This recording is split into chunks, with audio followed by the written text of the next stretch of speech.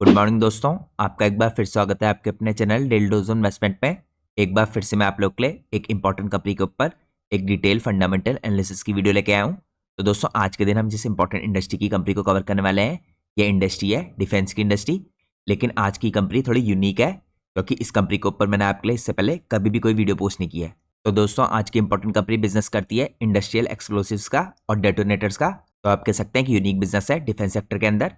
India में इस तरह की आपको रेयरली कुछ कंपनियां देखने को मिलेंगी, स्पेशली जो मार्केट में लिस्टेड है। तो मैं चाहता हूं आप पूरी वीडियो लास्ट तक देखिए, जिससे आपसे कोई भी इंपॉर्टेंट डिटेल मिस आउट ना हो।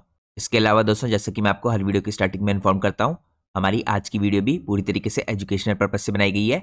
हमारी कोई भी वीडियो किसी प्रकार का कोई रिकमेंडेशन नहीं होती है। इसलिए हम अपनी वीडियो में कभी भी किसी कंपनी के प्राइस के ऊपर या उसके टेक्निकल चार्ट्स के ऊपर कोई डिस्कशन नहीं करते हैं। हम लोग का पूरा फोकस रहता है इंडस्ट्री के एनालिसिस पे या कंपनी के बिजनेस के एनालिसिस पे। तो आज के दिन भी हम यही करने वाले हैं। और दोस्तों, मैं कोई सेबी रजिस्टर्ड रिसर्च एनालिस्ट या फाइनेंशियल एडवाइजर नहीं हूँ। तो अगर आपको मार्केट में कोई भी डिसीजन लेना है, उससे पहले आप लोग को अपने सेबी रजिस्टर्ड रिसर्च एनालिस्ट और फाइनेंशियल एडवाइजर की सलाह लेना बहुत ज़रूरी है। क्योंकि अगर आप लोग किसी के भी रैंडम रिकमेंडेशन पे अपने डिसीजन को मार्केट में बेस करेंगे, तो आप लोग को मार्केट में हैवी लॉस उठाना पड़ सकता है। इसलिए आप सब लोग को मार्केट में हमेशा बहुत कॉशियस रहना चाहिए। इसके अलावा दोस्तों, अगर आप लोग चैनल पे पहली बार आए हैं तो प्लीज़ चैनल को सब्सक्राइब कीजिए और वीडियो को लाइक कीजिए।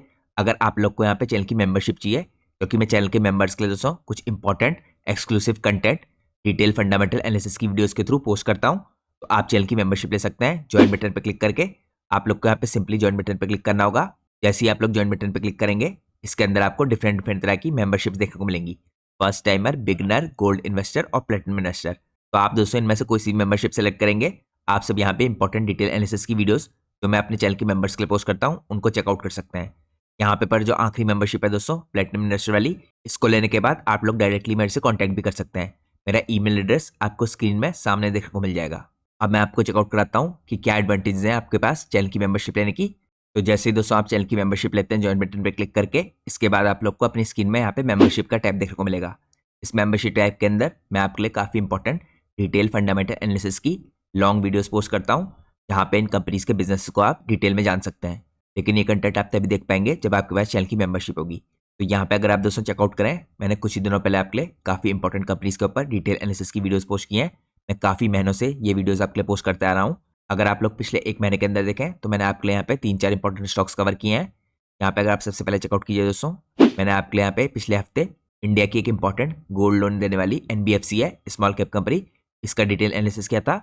इससे पहले मैंने 2 हफ्ते पहले एक ऑनलाइन प्लेटफॉर्म कंपनी है जो करंटली यहाँ पे अपने मार्जिन्स को काफ़ी बड़े तरीके से इंप्रूव करी है और जिसमें आपको एनुअल टाइम में ऑपरेटिंग लेवरेज प्ले आउट होती दिख सकती है।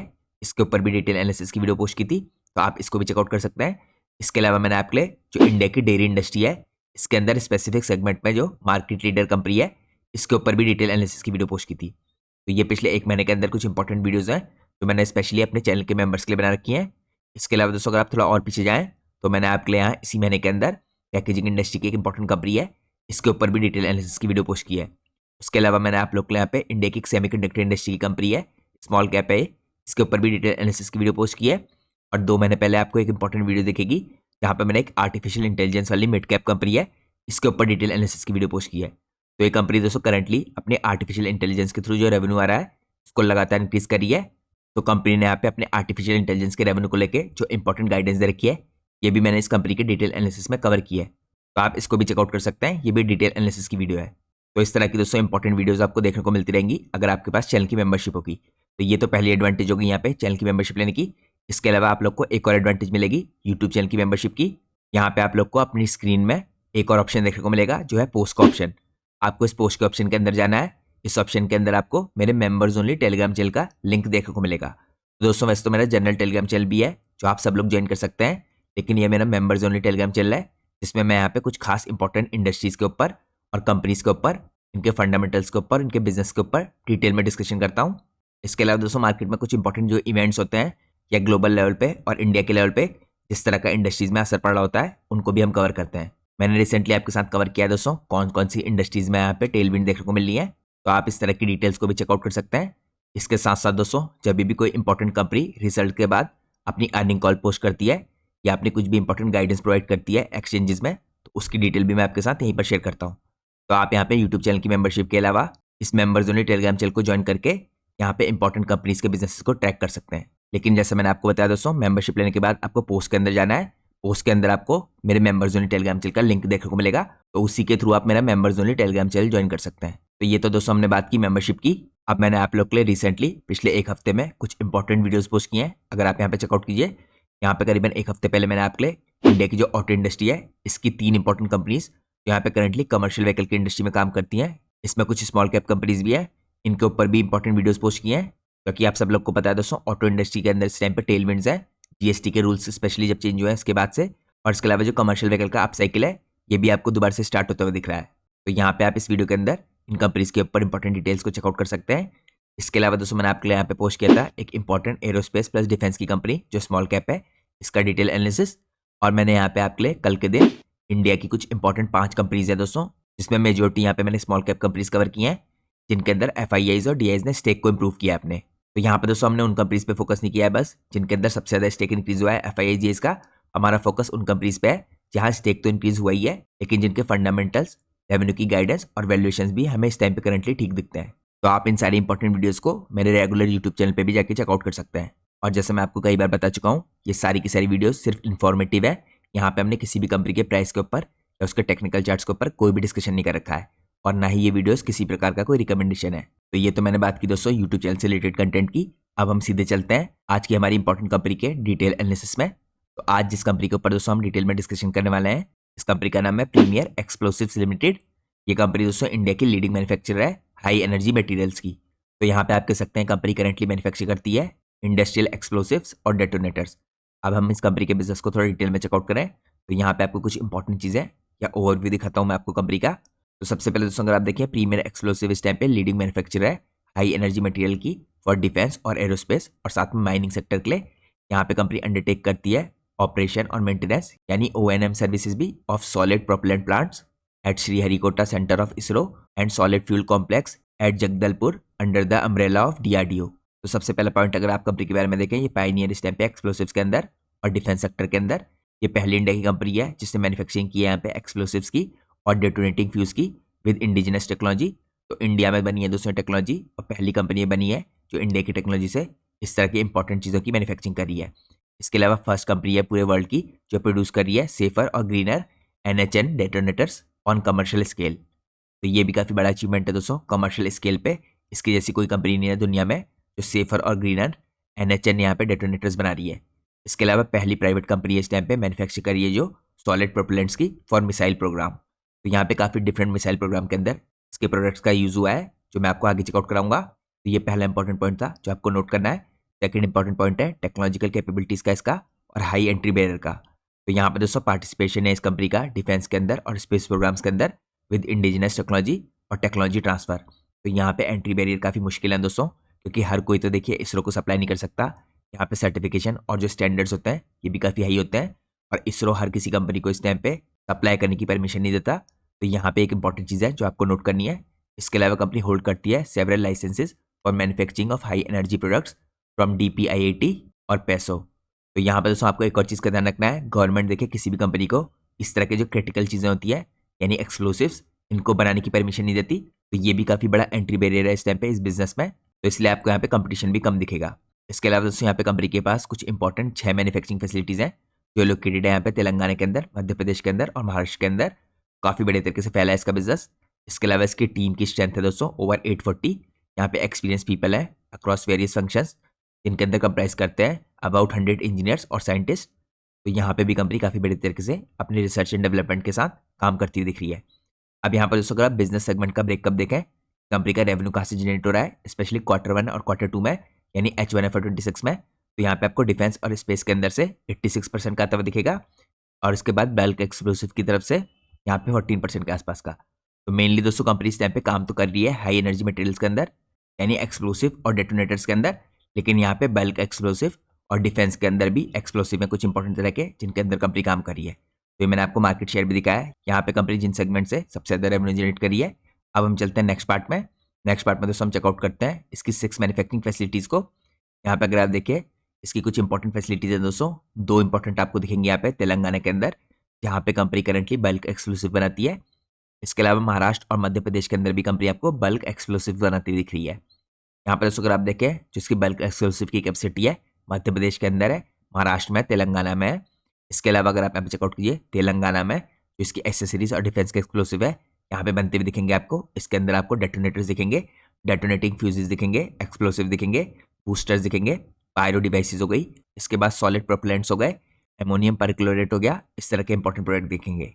इसके अलावा दोस्तों तेलंगाना के अंदर ही आपको दूसरी फैसिलिटी में यहाँ पे सॉलिड प्रोपेलेंट्स बनाती हुई दिखेगी कंपनी, HMX और RDX बनाती हुई दिख रही है, रॉकेट मिसाइल्स बनाती हुई दिख रही है, एम्यूनिशन माइंस के लिए बना रही है यहाँ पे, उसके अलावा वारहेड्स बना रही है, यहाँ पे बॉम्ब्स बना रही है और अदर एम्यूनिशन बना रही है। यहाँ पे आपको हाई एक्सप्लोसिव दिखेंगे जैसे RDX और HMX। साथ में कंपनी दोस्तों यहाँ पे सॉलिड प्रोपेलेंट्स भी बना रही है जिसके अंदर PSOM XL यानी सॉलिड प्रोपेलेंट, जिसका यूज होता है यहाँ पे सैटेलाइट लॉन्च व्हीकल्स के अंदर, इसको भी कंपनी बना रही है। साथ में कंपनी सॉलिड प्रोपेलेंट्स बना रही है फॉर डिफेंस एप्लीकेशन, जैसे टेक्टिकल और स्ट्रेटेजिक एप्लीकेशंस होती हैं इसके अंदर। तो मैंने आपको इंपॉर्टेंट फैसिलिटीज दिखाई और कहाँ पे कंपनी कौन से प्रोडक्ट बना रही है। अब हम चलते हैं नेक्स्ट पार्ट में। नेक्स्ट पार्ट में हम चेकआउट करते हैं दोस्तों कमर्शियल एक्सप्लोसिव के बिजनेस सेगमेंट को कंपनी के। तो यहाँ पे कंपनी मैन्युफैक्चर कर रही है, देखिए डिवाइसेस जो अलग अलग रेंज है यहाँ पे एक्सप्लोसिव के। सबसे पहले आपको दिखेंगे बल्क एक्सप्लोसिव्स, इसके बाद आपको दिखेंगे यहाँ पे कास्ट बूस्टर्स, इसके बाद अगले प्रोडक्ट आते हैं यहाँ पे डेटोनेटर्स। यहाँ पे डेटोनेटिंग फ्यूजेस भी हैं जो कंपनी बनाती है। तो यहाँ पे कंपनी के इंपॉर्टेंट क्लाइंट्स है दोस्तों कमर्शियल एक्सप्लोसिव्स के अंदर। ये क्लाइंट आपको माइनिंग और इंफ्रा इंडस्ट्री के अंदर दिखेंगे। सबसे पहले अगर आप डोमेस्टिक लेवल पे देखें तो आपको कोल इंडिया दिखेगा, मॉयल दिखेगा, SCCL दिखेगा, सीमेंट मैन्युफैक्चरर्स दिखेंगे। तो इस तरह के इंपॉर्टेंट आपको गवर्नमेंट के डोमेस्टिक क्लाइंट्स भी दिख रहे हैं। इसके अलावा दोस्तों आपको एक्सपोर्ट करती हुई दिख रही है कंपनी इस तरह के कमर्शियल एक्सप्लोसिव्स को अदर कंट्रीज में भी। यहाँ पे कंट्रीज आती हैं Israel, Greece, Jordan, Turkey, Nepal, Thailand, Philippines, Indonesia और इसके अलावा भी कई इंपॉर्टेंट कंट्रीज जिनके अंदर कंपनी यहाँ पे एक्सपोर्ट करती है। अब हम चलते हैं दोस्तों नेक्स्ट पार्ट में। नेक्स्ट पार्ट में हम चेकआउट करते हैं यहाँ पे डिफेंस और स्पेस बिजनेस के सेगमेंट को। यहाँ पे कंपनी क्या क्या बना रही है। तो सबसे पहली कैटेगरी आती है दोस्तों यहाँ पे प्रोपेलेंट कंपोजिट की। इसके अंदर कंपनी आपको बनाती हुई दिख रही है पायरोजन इग्नाइटर्स, इसके बाद केस बॉन्डेड प्रोपेलेंट्स हो गए, फ्री स्टैंडिंग प्रोपेलेंट्स ग्रेन्स हो गए, फ्यूल रिच प्रोपेलेंट ग्रेन्स हो गए, गैस जनरेटर्स हो गए, रॉकेट मोटर्स हो गए यहाँ पे 40 mm से लेकर 2000 mm डायमीटर के।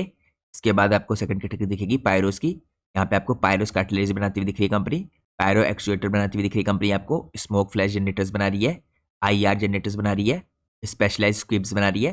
तो ये पायरोस के अंदर आता है। इसके बाद अगली कैटेगरी होगी एक्सप्लोसिव्स की और एक्सप्लोसिव कंपोजिट्स की। इसके अंदर आपको कंपनी PETN बनाती हुई दिख रही है। उसके बाद कंपनी HMX, RDX और इनके कंपाउंड्स बनाती है।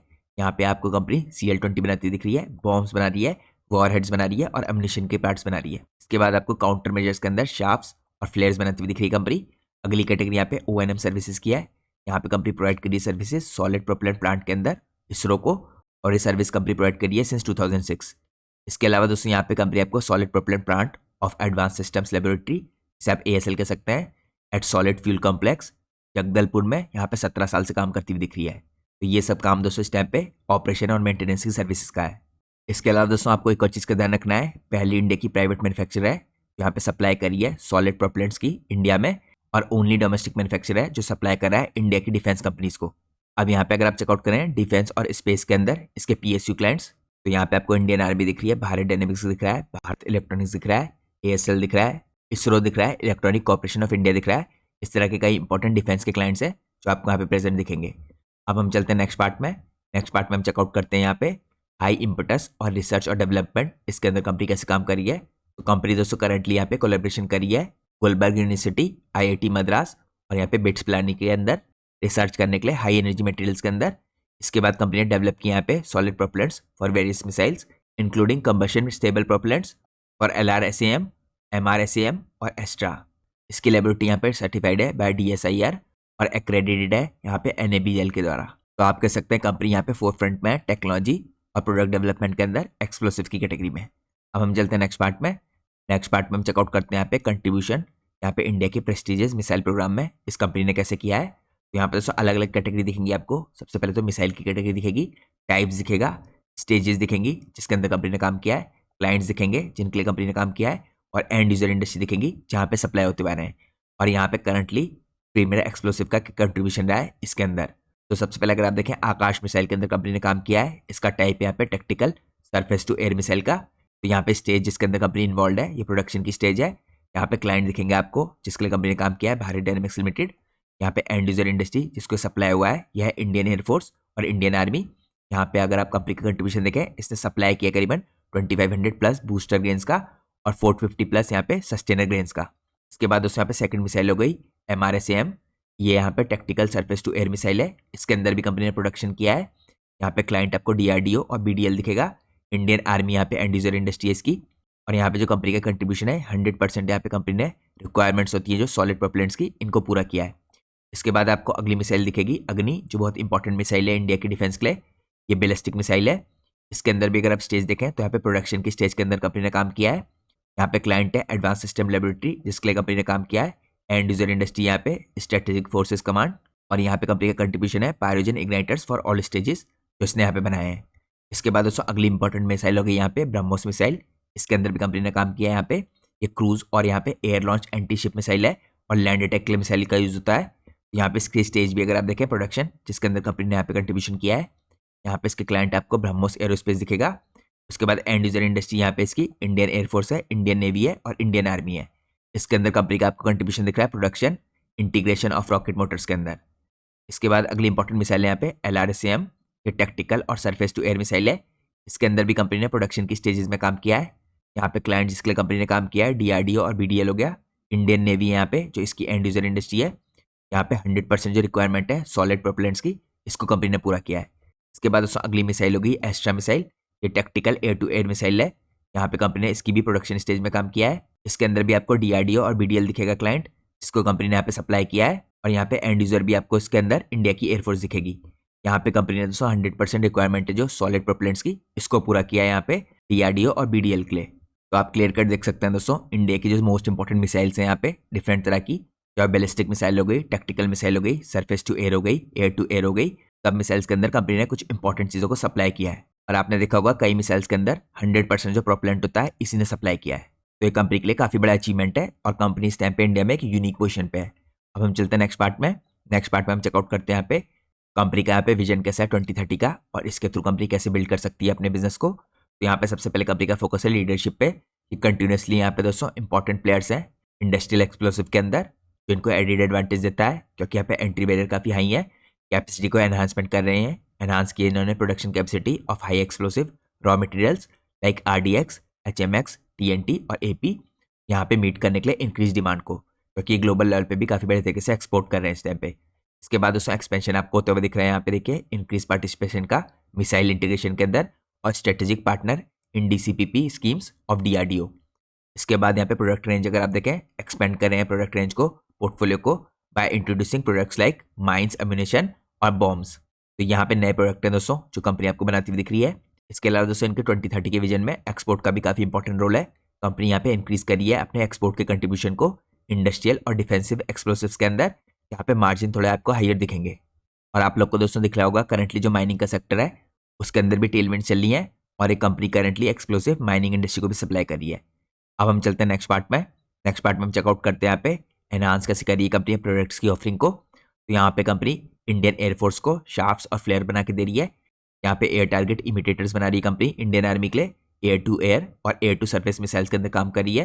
रिफर्बिशमेंट ऑफ मिसाइल्स कर रही है कंपनी यहाँ पे। कैनोपी सर्वेलेंस सिस्टम्स के अंदर कंपनी काम कर रही है इंडियन एयरफोर्स के लिए। इसके बाद इंडियन आर्मी के लिए यहाँ पे सरफेस टू एयर मिसाइल्स के अंदर काम किया है कंपनी ने, जिसे मैंने आपको चेकआउट कराया था। इसके अलावा UAVs के अंदर, ड्रोन्स के अंदर, और यहाँ पे लॉटरिंग मिसाइल्स के अंदर काम कर रही है। यहाँ पे कंपनी वॉर हेड्स के अंदर काम कर रही है, एंटी पर्सनल और एंटी आर्मर्ड व्हीकल्स माइन के अंदर काम कर रही है। यहाँ पे कंपनी मीडियम और लार्ज कैलिबर के एम्यूनेशन में भी काम कर रही है। तो पिक्चर में दोस्तों आप चेकआउट कर सकते हैं यहाँ पे जो अग्नि मिसाइल है इसके अंदर कंपनी ने प्रोवाइड किए हैं पायरोजन इग्नाइटर्स सारी स्टेजों के लिए। तो ये आपको दिखेगी यहाँ पे कंपनी की एनहांस प्रोडक्ट ऑफरिंग। अब हम चलते हैं नेक्स्ट पार्ट में।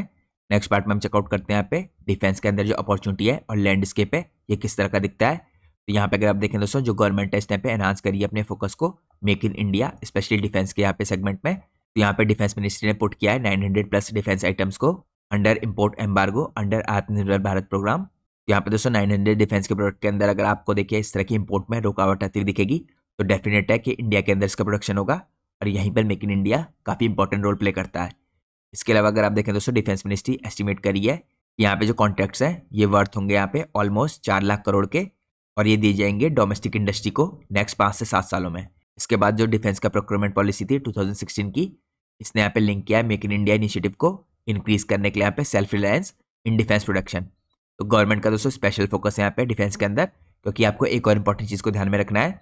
इंडिया की जो डिफेंस की इंडस्ट्री है इस टाइम पे पहले तो सिर्फ गवर्नमेंट के कॉन्ट्रैक्ट्स के थ्रू चलती थी, लेकिन इंडिया धीरे धीरे करके एक्सपोर्ट भी करने लग गया है। तो इंडिया के अंदर से आपको काफ़ी कंपनियां डिफेंस के प्रोडक्ट्स को एक्सपोर्ट करती हुई दिखेंगी। तो यहाँ पे डिफेंस की इंडस्ट्री के अंदर एक स्ट्रक्चरल चेंज आ रहा है, जिसके कारण पहले की तरह जो डिपेंडेंस थी गवर्नमेंट पे वो खत्म हो रही है और डिफेंस की इंडस्ट्री आपको काफ़ी बड़े तरीके से एक नई इंडस्ट्री बनती हुई दिखेगी जो काफ़ी बड़े लेवल पे एक्सपोर्ट करती हुई दिखेगी। तो यहाँ पे क्लियर कट हमें ऑफसेट अपॉर्चुनिटीज़ है, ये काफ़ी दिखती हैं, ये भी इसमें मेंशन किया गया है। इसके अलावा दोस्तों यहाँ पे ओपन जनरल जो एक्सपोर्ट के लाइसेंस है, यहाँ पे जो स्कीम है लॉन्च होने वाली है गवर्नमेंट के द्वारा बूस्ट करने के लिए export of defence product in long term. और ये दोस्तों हमें क्लियरली दिखता है गवर्नमेंट का कितना तगड़ा फोकस है, क्योंकि पिछले 3 सालों के अंदर जो एक्सपोर्ट है 7 गुना बढ़ गए हैं इंडिया में और ये करंटली बढ़ के हो गए हैं 10,745 करोड़ के। इसके बाद दोस्तों यहाँ पे जो national advance surface to air missile system 2 है, इंडिया इसके अंदर करंटली प्रोसेस में एक्वायर करने के लिए NASAMS-2 को यहाँ पे यूएस से, और यहाँ पे कुछ स्ट्रेटेजिक पार्टनरशिप्स भी हुई हैं दोस्तों, जिसके बाद आपको यहाँ पे कुछ large private corporations defence production के अंदर एंटर करती हुई दिख रही हैं पार्टनरशिप्स में। और ये इस टाइम पे क्रिएट कर रहा है ओवरऑल डिफेंस की इकोलॉजी के अंदर काफ़ी बेहतरीन चेंज इंक्लूडिंग MSMEs। तो ये मैंने आपको डिफेंस के अंदर कुछ इंपॉर्टेंट अपॉर्चुनिटीज चेकआउट कराई। अब हम चलते हैं नेक्स्ट पार्ट में। नेक्स्ट पार्ट में हम चेकआउट करते हैं यहाँ पे कंपनी के फाइनेंशियल्स को। तो कंपनी का दोस्तों जो परफॉर्मेंस है आपको through out the year consistent दिखेगा, क्योंकि इसके इंपॉर्टेंट रीजन है कुछ।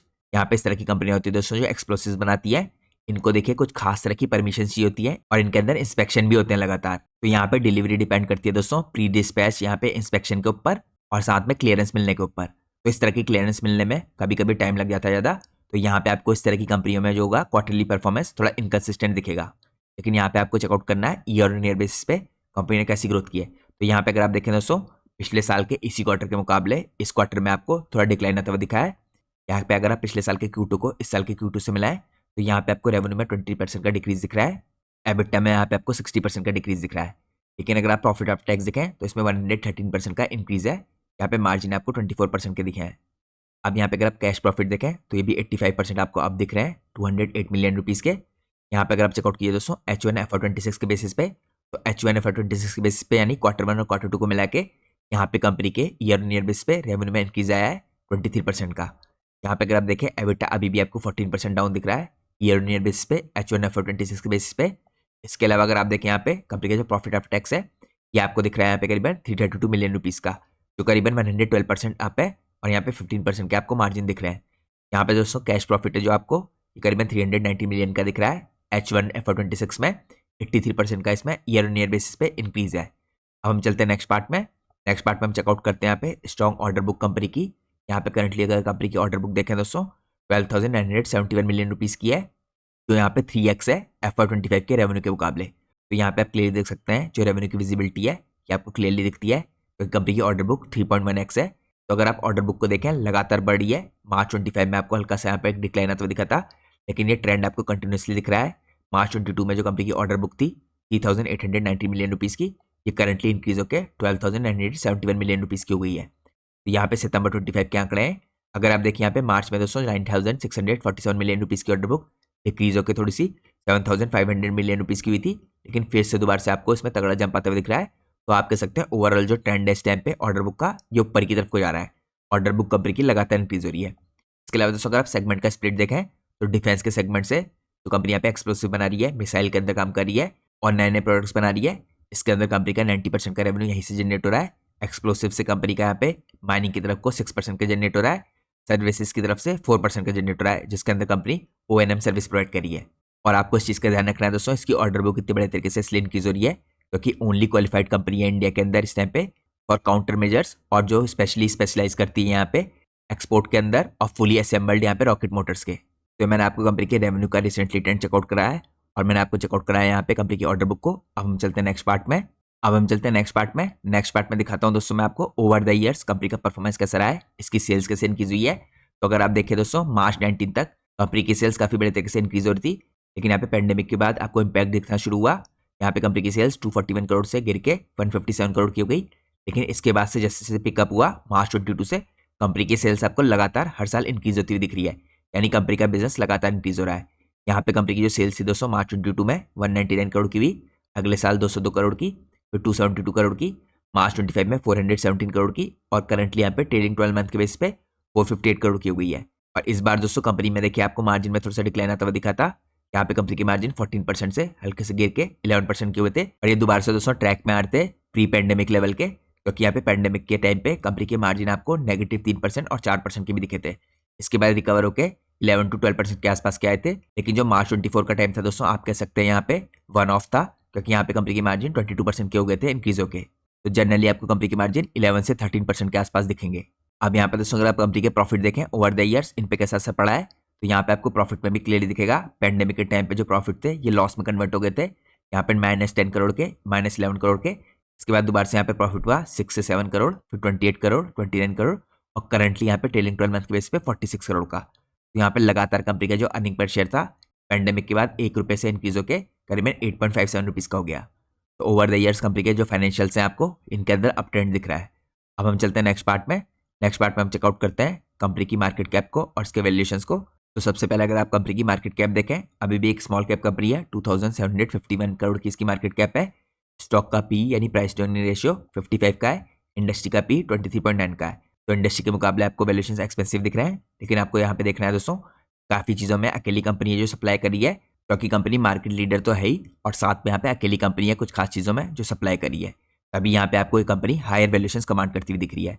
इसके अलावा दोस्तों अगर आप रिटर्न ऑन कैपिटल एम्प्लॉयड देखें 16.9 का है, रिटर्न ऑन इक्विटी देखें तो 12.2 का है। पिछले 3 साल की जो कंपनी की सेल्स ग्रोथ है 28% की है। पिछले 3 साल की जो कंपनी की यहाँ पे प्रॉफिट ग्रोथ दिखेगी आपको, ये करीबन 71.9% की है। यहाँ पे डेट टू इक्विटी रेशियो 0.12 का है, यानी डेट से रिलेटेड कोई प्रॉब्लम नहीं है कंपनी में। अब हम चलते हैं नेक्स्ट पार्ट में। नेक्स्ट पार्ट में हम चेकआउट करते हैं यहाँ पे कंपनी की बैलेंस शीट को। करंटली दोस्तों अगर आप रिजर्व देखें लगातार बढ़ रहे हैं पेंडेमिक के बाद से। पिछले अगर आप 3 सालों में देखें 184 करोड़ से 210 करोड़ के हुए, 235 करोड़ के हुए, और करंटली यहाँ पे सितंबर में 265 करोड़ के होते दिख रहे हैं। इसके बाद दोस्तों हम चेकआउट करते हैं यहाँ पे बोरिंग्स को। बोरिंग्स लगातार घट रही हैं, पहले भी दोस्तों काफ़ी कम थी, लेकिन यहाँ पे 87 करोड़ से घट के 32 करोड़ हो गई है, जो करंटली अभी तक की लोएस्ट है। इसके बाद अगर आप देखें दोस्तों यहाँ पे कंपनी के फिक्स एसेट और यहाँ पे CWIP, तो फिक्स एसेट कंपनी के लगातार इंक्रीज हुए थे, यहाँ पे 180 करोड़ से 186 करोड़ के आसपास हुए थे। यहाँ पे जो CWIP है ये भी कंपनी लगातार कर रही है थोड़ी थोड़ी, यहाँ पे 3 करोड़ 3 करोड़, और करंटली यहाँ पे सितंबर में 8 करोड़ कंपनी यहाँ पे कैपिटल वर्क इन प्रोग्रेस के अंदर लगाती हुई दिख रही है। अब हम चलते हैं नेक्स्ट पार्ट में। नेक्स्ट पार्ट में हम चेकआउट करते हैं कंपनी की कैश फ्लो को। तो कंपनी दोस्तों लगातार कैश जनरेट करी है अपनी ऑपरेटिंग एक्टिविटी से, स्पेशली पेंडेमिक के बाद से। पेंडेमिक से पहले अगर आप देखें कई साल से दिखेंगे आपको, मार्च 15 यहाँ पे नेगेटिव है कैश फ्रॉम ऑपरेटिंग एक्टिविटी। इसके अलावा मार्च 17, मार्च 18 में भी नेगेटिव है कैश फ्रॉम ऑपरेटिंग एक्टिविटी, मार्च 20 में भी नेगेटिव है, लेकिन इसके बाद से आपको लगातार पॉजिटिव होते हुए दिखा है। 21 से 11 करोड़, 20 करोड़, 79 करोड़, और करंटली मार्च 25 में अभी तक का हाईएस्ट है 119 करोड़ का। यहाँ पे नेट कैश फ्लो भी आपको पॉजिटिव दिखेंगे 20 करोड़ के और 73 करोड़ के। तो क्लियरली आपको कैश फ्लो यहाँ पे कंपनी के पॉजिटिव दिख रहे हैं। अब हम चलते हैं नेक्स्ट पार्ट में। नेक्स्ट पार्ट में हम इंपॉर्टेंट रेशियोज को चेकआउट करते हैं। तो यहाँ पर दोस्तों अगर आप देखें इन्वेंट्री डेज ये कंपनी के घटे हैं। यहाँ पे मार्च 23 से 335 डेज के जो इन्वेंट्री डेज थे ये घट के 290 डेज के हुए हैं, और यहाँ पे करंटली मार्च 25 में ये आपको 235 डेज के होते दिख रहे हैं। तो ये पॉजिटिव बात है। इसके अलावा कैश कन्वर्जन साइकिल भी दोस्तों लगातार आपको घटते हुए दिख रहा है।